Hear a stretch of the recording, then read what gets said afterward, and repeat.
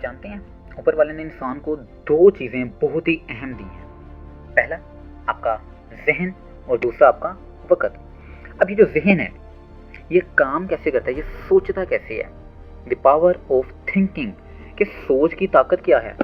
अब हम जिस माहौल में रहेंगे हमारी सोच भी वैसी ही होगी। अगर नफरत भरे माहौल में रह रहे हैं, गुस्से वाले में, नेगेटिविटी वाले में, अब देखिए ना, फॉर एग्जांपल आपने बड़ी मशहूर एग्जांपल है कि अगर आप किसी शॉप में जाते हैं, खुशबू वाली शॉप पे, आप वहाँ से कुछ भी ना खरीदें, ना कुछ लगाएं, सिर्फ 5 मिनट आप उस खुशबू वाली शॉप के अंदर रहेंगे, आप बाहर निकलेंगे, आपके अंदर से खुशबू आ रही होगी। इसका मतलब क्या है, आप जिस माहौल में रह रहे होते हैं वो बहुत ज़्यादा असर करता है, बहुत ज़्यादा इफेक्ट करता है आपके माइंड के ऊपर। तो आपके अंदर से भी वही खुशबू आना शुरू हो जाएगी ना। तो पिछले 20 सालों से जिन लोगों के हम दरमियान में रह रहे हैं, जिन दोस्तों के दरमियान में रह रहे हैं, जिन गली मोहल्ले वालों के साथ रह रहे हैं, क्या हमारी भी सोच वैसी ही तो नहीं हो गई? तो अपने जो इर्द गिर्द लोग हैं आपके, वो आपने बहुत केयरफुली चुनने हैं, क्योंकि आप भी उन्हीं में से एक बन जाते हैं। अगर आप 3-4 महीने तक चोरों के साथ रहेंगे, आप भी चोर बन जाएंगे। नशेड़ियों के साथ रहेंगे, आप भी नशेड़ी बन जाएंगे। डॉक्टरों के साथ रहेंगे, डॉक्टर की नॉलेज आपको कुछ ना कुछ आनी शुरू हो जाएगी। किसी मार्शल आर्टिस्ट के साथ रहेंगे, किसी फाइटर के साथ रहेंगे, तो आपको कुछ ना कुछ उसके ट्रिक्स टेक्निक्स के बारे में पता चल जाएगा। तो ये होता है संगत का असर, माहौल का असर। तो आप किस माहौल में रहते हैं वो ज़रा ध्यान से चुनना है। अब देखें, सोच जहाँ से शुरुआत होती है ना, एंड भी हमेशा वहीं पे ही होता है। अब फॉर एग्जांपल बात कर लेनी पड़ी, चलें मैं बता देता हूँ। एक स्टोरी के थ्रू इसे समझने की कोशिश करते हैं कि अब एक आदमी है, वो ना एक कंपनी का मालिक है। अच्छा, उसे ना किसी बात पे गुस्सा आया हुआ है। वो अपनी कंपनी के अंदर जाता है और वो गुस्सा अपने सुपरवाइजर पे निकाल देता है। मतलब जो उसका एम्प्लॉय होता है, जो उसके लिए काम कर रहा होता है, वो उसे 4-5 बातें सुना देता है। अब जो सुपरवाइजर है वो अपने मालिक को, तो क्योंकि अगर वो उसे बोलेगा कुछ तो उसे काम से निकाल देगा, अब वो उसे कुछ नहीं बोलता। अब वो जो सुपरवाइजर है वो गुस्सा वहाँ पर नहीं निकालता, वो अपने दिल में दबा के रखता है। वो घर पे आता है, बीवी पे उतार देता है, बीवी को 2-3 लगा देता है। अब बीवी है, वो शोहर को तो गुस्सा नहीं दिखा सकती ना।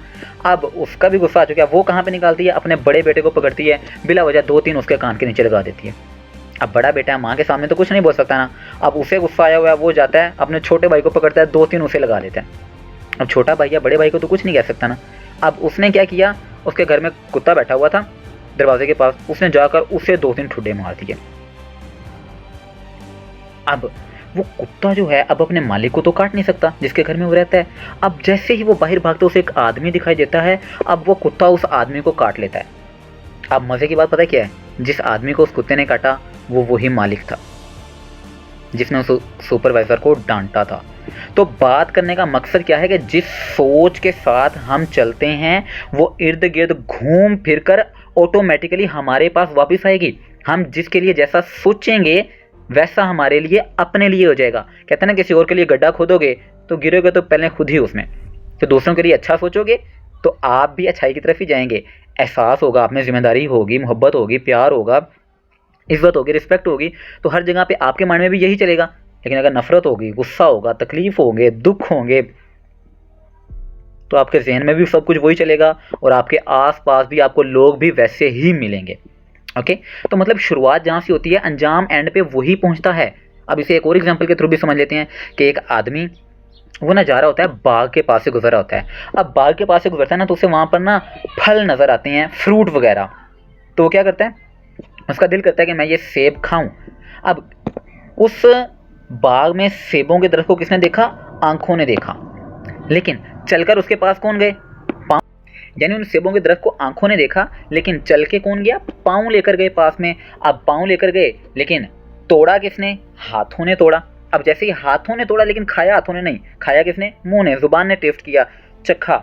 अब जैसे ही वो खा रहा था, माली ने देख लिया। अब माली साहब आए, उन्होंने डंडा उठाया, 2-3-4-5 लगाई पीठ पे। दर्द हुआ। जब दर्द हुआ ना, तो आंसू कहाँ से निकले, आंखों से। और देखा भी किसने था, आंखों ने ही देखा था। तो मतलब आप जो कुछ मर्जी सोच लें, घूम फिर कर आपके पास ही वही चीज़ आएगी जैसा आप दूसरों के लिए सोचेंगे। अच्छा सोचेंगे तो आपके साथ भी अच्छा होगा, बुरा सोचेंगे तो डेफिनेटली बुरा होगा। तो ये जो सोचने की पावर है ना, इसको बड़े ध्यान से आप लोगों ने इस्तेमाल करना है।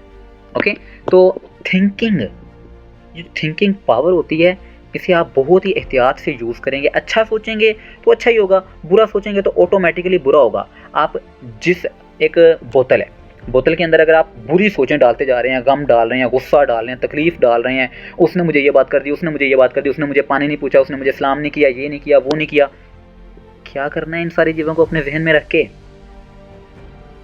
तो जिन लोगों की वजह से आपका माइंड ख़राब होता है, टेंशन आती है, तकलीफ़ आता है, परेशानी आती है, उनके लिए आप दरवाज़ा ही ना खोलें। आपको मैंने वो एग्जांपल दी थी ना, आप मेरी पुरानी अगर वीडियोस देखी होंगी तो उसमें मैंने एग्जांपल दी थी कि जिन लोगों की वजह से आपका घर नुकसान भी होता है उनके लिए हमने दरवाज़ा ही नहीं खोलना, तो अपने माइंड का भी दरवाज़ा उन लोगों के लिए नहीं खोलना।